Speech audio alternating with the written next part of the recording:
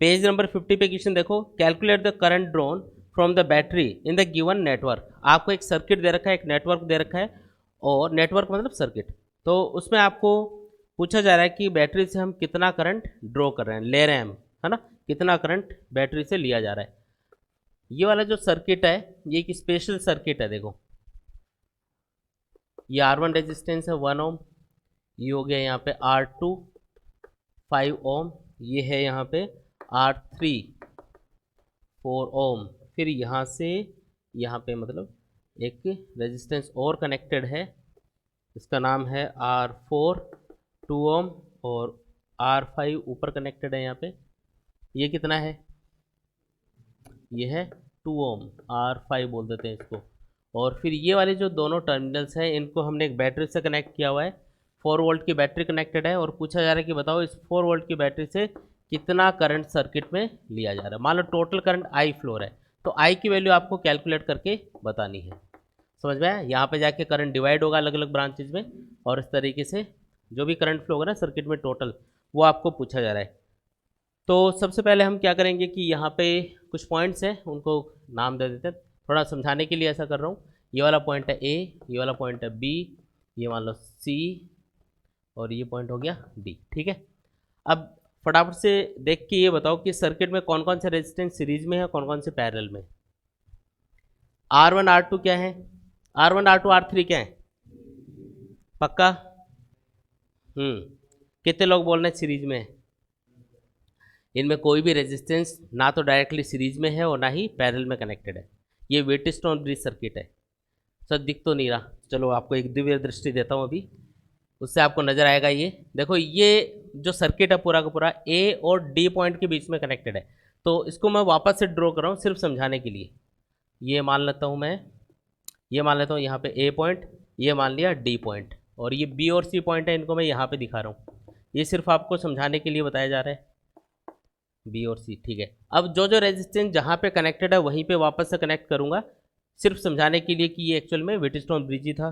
ए और बी के बीच में कौन कनेक्टेड है, ए और बी के बीच में 1 ओम, तो यहाँ पे आपको R1 1 ओम रेजिस्टेंस शो करना है। फिर बी और डी के बीच में कौन है, तो बी ये रहा, डी ये रहा, ये ऊपर वाला रेजिस्टेंस कनेक्टेड है, कितना है ये, अरे बोलो 2 ओम। फिर ए और सी के बीच में, ए और सी के बीच में 2 ओम, तो लगा दो यहाँ पे 2 ओम रेजिस्टेंस। फिर सी और डी के बीच में देखो, सी और डी के बीच में 4 ओम।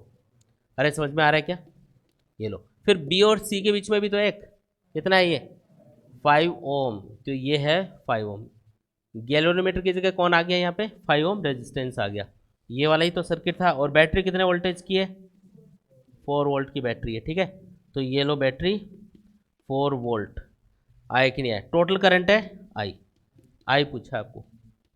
ठीक है जी, कौन सा सर्किट है, व्हीटस्टोन ब्रिज ही है ये। ठीक है, ऐसे बना देते हैं कई बार, और भी कई टेढ़ा मेढ़ा दिखा सकते हैं, तो उससे कन्फ्यूज़न नहीं होना है। अगर आपको भाई अगर पता नहीं चल रहा हो ना कि सर्किट कौन सा है आपको, लेकिन ये ऐसा लगे कि भाई ये व्हीटस्टोन ब्रिज हो सकता है, तो इस तरीके से ए बी सी डी अलग अलग पॉइंट पर उनको दिखा के और वापस से एक बार ड्रॉ करके देख लेना। अगर वो ऐसा बन रहा है तो इसका मतलब व्हीटस्टोन ब्रिज हो गया वो। ठीक है, चलो अब देखो, जब भी आपको व्हीटस्टोन ब्रिज मिल जाए तो सबसे पहला काम क्या करेंगे, चेक करेंगे कि बैलेंस है या नहीं है, क्योंकि बैलेंस होगा तो बहुत ही आसानी से उसको सॉल्व कर सकते हैं। आमने सामने वाले रेजिस्टेंसेस का रेशियो बराबर है कि नहीं है, 1 और 2 का रेशियो 1/2, 2 और 4 का रेशियो 1/2, आंसर सेम। इसका मतलब ये वाली जो ब्रांच है इसमें करंट कितना, रीजन समझ में आ गया। ठीक है, अगर ये बैलेंस नहीं हो तो क्या करेंगे, तो फिर इसमें भी कुछ करंट एज्यूम करना होगा, जैसे इधर I1 I2, इसमें I3 मान लो, है ना, या IG मान लो। इस तरीके से आपको करंट एज्यूम करना है, फिर आपको KVL KCL ये अप्लाई करना है, इक्वेशंस बनानी है, सॉल्व करना है, फिर वैसे सॉल्व होगा।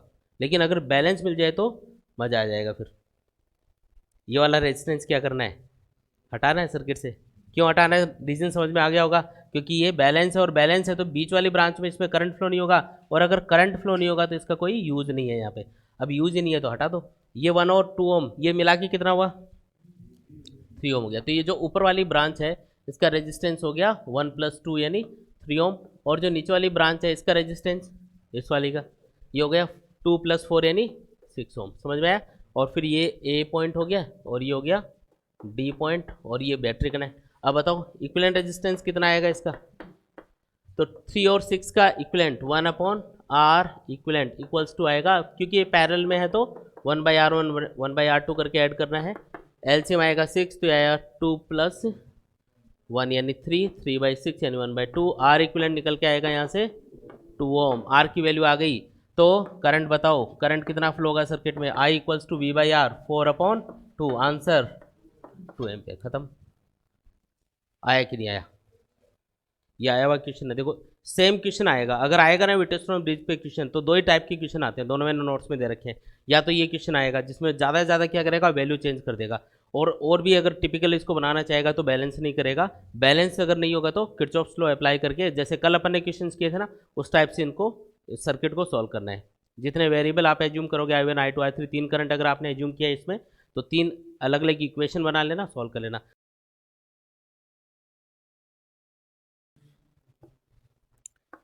ऐसा आपको एक सर्किट दिया हुआ है क्वेश्चन में, क्या पूछा जा रहा है देखते हैं अभी। ये यहाँ पे गैल्वेनोमीटर और ये हो गई जॉकी, ये लो, ठीक है। क्वेश्चन को पढ़ते हैं। देखो क्वेश्चन आपको दिया हुआ है पेज नंबर 51 पे। देखो, in a metre bridge the null point is found at a distance of 40 centimetre from A. If a resistance of 12 ohm is connected in parallel with S, then null point occurs at 50 centimetre from A. Determine the value of R and S. ये देखो, ये जो circuit आपको दिया हुआ है, इस circuit के अंदर शुरुआत में कौन कौन से रेजिस्टेंस कनेक्टेड है, आर और एस। आर इसमें नॉन रेजिस्टेंस हुआ करता है, और एस क्या होता है, अननोन रेजिस्टेंस होता है। लेकिन इस क्वेश्चन में दोनों ही अननोन है, दोनों की वैल्यू पता नहीं है। लेकिन इसने ये बोला कि जब मैं जॉकी को अलग अलग पॉइंट पे इस तरीके से टच करता हुआ आगे जाऊंगा, तो बैलेंस पॉइंट मुझे 40 सेंटीमीटर डिस्टेंस पे मिलेगा। मतलब एल की वैल्यू क्या दे दी, 40 सेंटीमीटर। तो अगर ये 40 सेंटीमीटर है तो बाकी कितना हुआ, 60 सेंटीमीटर हो गया, ठीक है ना। ये हो गया 60 सेंटीमीटर। अब पहली कंडीशन के अकॉर्डिंग हम इक्वेशन लिखते हैं। इक्वेशन हमको पता है कि अगर इसका रेजिस्टेंस P मान ले, इसका Q मान ले, तो P/Q बराबर होगा R/S के। अच्छा, P को हम क्या लिखते हैं फिर, अभी बताया था ना, L इंटू स्मॉल आर, और 100 minus L into small r. तो यहाँ पे L की वैल्यू कितनी है, 40। तो आप लिखोगे 40 into small r divided by 100 minus 40 into small r. तो वो स्मॉल आर तो कैंसिल हो जाता है हमेशा, तो मैं सीधा लिख दूँ क्या, 40/60। अरे लिख सकते हो क्या, अभी क्या बताया था, L/100 minus L equal to क्या होता है, R/S होता है। तो L कितना है, 40 है, 100 माइनस L कितना हुआ, 60 हुआ, इक्वल होगा किसके, R/S के। ये 2/3 बन गया, यानी R/S की वैल्यू क्या आ गई, 2/3। पहली इक्वेशन आ गई अपने पास। दो वेरिएबल है R और S, कितनी इक्वेशन चाहिए, कम से कम 2। तो दूसरी इक्वेशन अब दूसरी जो लाइन इसने बोले ना उससे बनेगी। इसने बोला if a resistance of 12 ohm is connected in parallel with S। ये जो S रेजिस्टेंस है, इसके पैरेलल में एक 12 ओम रेजिस्टेंस कनेक्ट कर दो। कितना, 12 ओम। तो अब जो नल पॉइंट है, नल पॉइंट मतलब जीरो डिफ्लेक्शन वाला पॉइंट, नल मतलब जीरो, तो जीरो वाला पॉइंट अब आपको कहाँ पे मिलेगा, 50 सेंटीमीटर डिस्टेंस पे मिलेगा। अब जो नल पॉइंट है वो आपको मिलेगा 50 सेंटीमीटर डिस्टेंस के ऊपर, यानी कि अब यहाँ पे एकदम मिड में मिलेगा ये, जो कि अब यहाँ पे आप टच करोगे ना तो आपको नल पॉइंट मिलेगा। तो ये जो डिस्टेंस हो गई ये 50 सेंटीमीटर हो गई। अब एल डैश हो गया ये 50 सेंटीमीटर।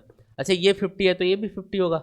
तो अब जो अगली इक्वेशन बनेगी उसके लिए मैं लिखूंगा 50/50, 50/50 इक्वल टू R अपॉन में क्या आएगा, ऐसा आएगा क्या, नहीं, S के साथ में एक पैरेलल में रेजिस्टेंस और कनेक्टेड है, तो इनका जो इक्विवेलेंट बनेगा ना वो आएगा। अच्छा, इनका इक्विवेलेंट कितना होगा, तो 1/RP equal to 1/S plus 1/12। ऐसे तो सॉल्व करोगे इसको, यह आएगा 12 इंटू S, ऊपर आएगा 12 प्लस S। तो RP की वैल्यू क्या आएगी यहाँ से, 12 into S upon 12 plus S। बात समझ में आई क्या, ये वैल्यू आपको पुट करनी है यहाँ पे। तो 12 into S divided by 12 plus S, ये ऊपर चला जाएगा। ये 50/50 क्या है बना, 1 बना।